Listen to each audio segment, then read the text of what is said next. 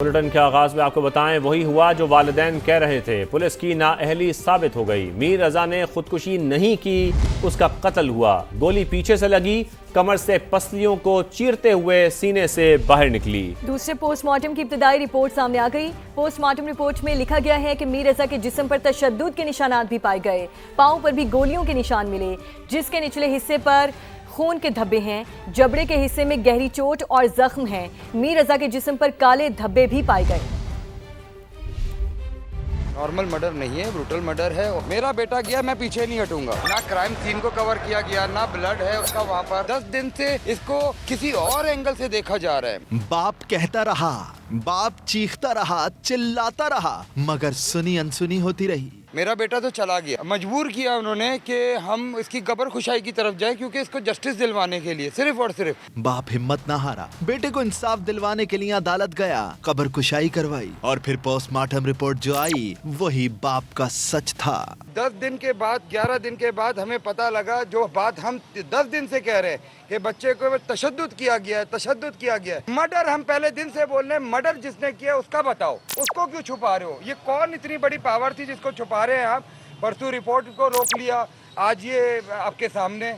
मीर रजा ने खुदकुशी नहीं की, उसका कत्ल हुआ। गोली पीछे से मारी गई। दूसरी पोस्टमार्टम की इब्तिदाई रिपोर्ट ने पुलिस की नाअहली साबित कर दी। रिपोर्ट के मुताबिक मीर रजा को लगने वाली गोली पीठ से पसलियों को चीरती हुई सीने से बाहर निकली। मीर रजा के जिस्म पर तशद्दुद के निशानात भी पाए गए। उसके पाँव पर भी गोलियों के निशानात मिले हैं। जिस्म के निचले हिस्से पर खून के धब्बे, जबड़े के हिस्से में गहरी चोट और जख्म। पोस्टमार्टम रिपोर्ट के मुताबिक मीर रजा के जिस्म पर काले धब्बे भी पाए गए। बेसिकली उसको मारा गया है, तशद्दुद किया गया है, और फिर उसको गोली पीछे से मारी गई है। कोई बत्ताखोर है?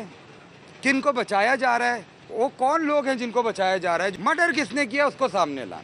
मीर रजा के दूसरे पोस्टमार्टम की रिपोर्ट ने कई सवालात खड़े कर दिए हैं।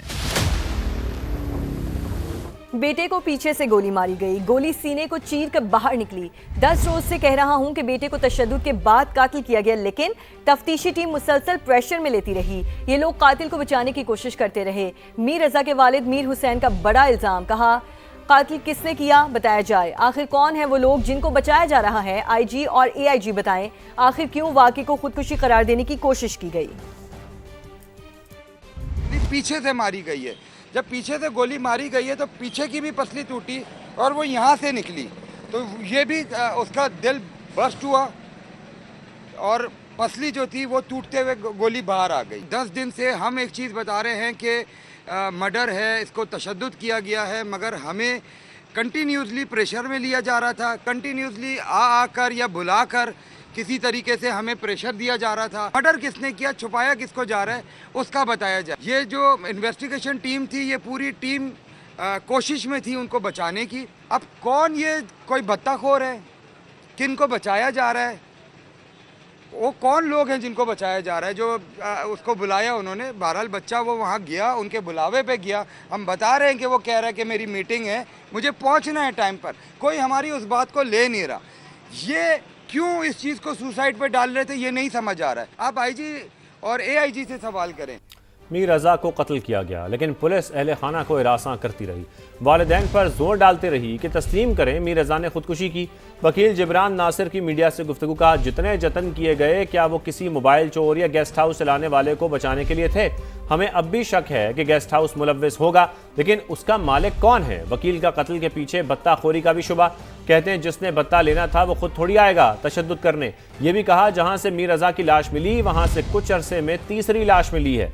मीर रजा के वालिदैन का कहना है कि हम 30 तारीख से कह रहे हैं यह कत्ल है, हमें नहीं मालूम किसने कत्ल किया, लेकिन पुलिस सब जानती है।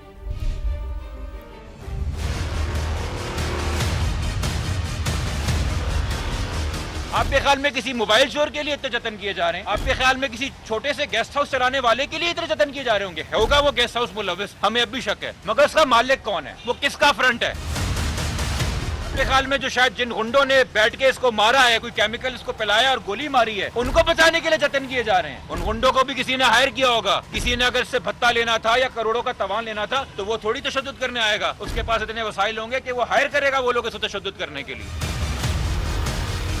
अगर इसने कहा था कि मैं कल की सुबह नहीं देखूंगा, मुझे 3 करोड़ रुपए दे दो, तो उसको पता चल गया था कि ये लोग जालिम हैं, ये जाबिर हैं, ये मौत भी ऐसे देंगे जो अजियतनाक होगी। तो ये ऐसे कौन से लोग हैं जो इतने डाढ़े होकर कराची में काम कर रहे हैं? इस मुकाम से जहाँ पे लाश मिली, यहाँ पिछले कुछ अरसे में ये तीसरी लाश है। ये कोई पॉपुलर सुसाइड स्पॉट था कि लोग यहीं पे आके मरते हैं? तो ये कौन लोग हैं? अब उसको चैन से नहीं रहने देना जो इस कत्ल के पीछे था, और वो जो इसको डिफेंड कर रहे हैं। ये मैं यकीन से कह सकता हूँ कि ये आईजी और एआईजी को पता है, ये नहीं ढूंढ के लाएंगे कातिल।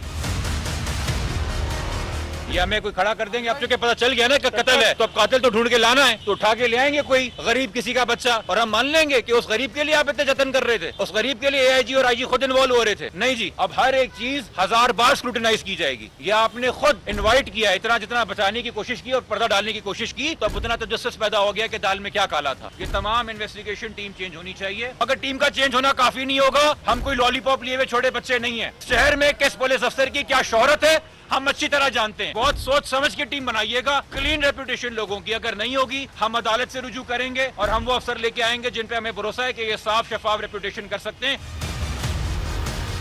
हमें पता होता तो हम बता देते। जिस हालत में उस बच्चे को देखा, हम बस उस वक्त से कह रहे थे कि ये सुसाइड नहीं है, ये मर्डर है। इन्वेस्टिगेट करना हमारा काम नहीं है, तो प्लीज इन्वेस्टिगेट कर लें।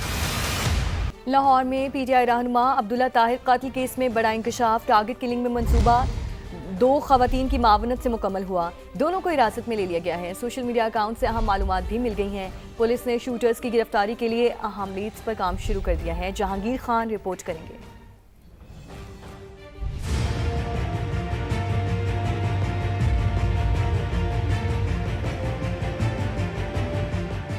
अब्दुल्ला ताहिर कत्ल केस की तफ्तीश में अहम पेशरफ। मकतूल के ड्राइवर को ट्रैप करने वाली 2 खवातीन को हिरासत में ले लिया गया।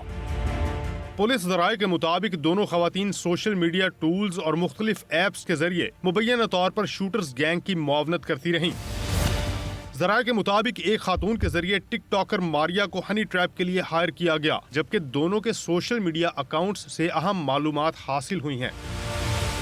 पुलिस ने दोनों खवातीन के मोबाइल फोन कब्जे में लेकर डिलीट डाटा रिट्रीव के लिए भिजवा दिया। ज़राए के मुताबिक खवातीन ने टारगेटेड कार्रवाई की मंसूबा बंदी और मकासिद से मुतालिक अहम लीड्स भी पुलिस को दी हैं।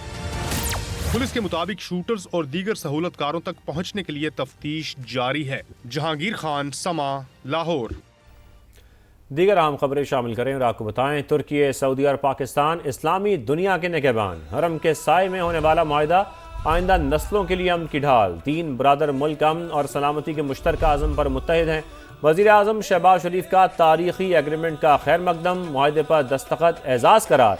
तुर्क सदर रजब तैयब एर्दोगान ने कहा, मक्का डिफेंस जॉइंट एग्रीमेंट इज्तिमाई डेटरेंस पर मबनी है। तमाम बरादर ममालिक को शमूलियत की पेशकश भी की। सऊदी वज़ीर ख़ारिजा शहजादा फैसल बिन फरहान ने दिफाई मुआहिदा तीनों ममालिक के लिए संगे मिल करार दे दिया। पाकिस्तान, तुर्की और सऊदी अरब के दरमियान मक्का मुश्तरका दिफाई मुआहिदे की तारीखी कामयाबी पर वफाकी दारुल हुकूमत इस्लामाबाद में भी खुशी के रंगों में रंग गया। शाहर दस्तूर पर तीनों बरादर इस्लामी ममालिक के कौमी परचम लहरा रहे हैं। अहम इमारतें सब्ज और सुर्ख रोशनियों से जगमगा उठी हैं। शहर के अहम मकामात पर नस्ब LED स्क्रीन्स पाकिस्तान, सऊदी अरब और तुर्की के दरीना बरादराना ताल्लुकात और मुश्तरका दिफाई आज़म की दास्तान सुना रही हैं। मज़ीद जानेंगे उस्मान खान से। जी उस्मान।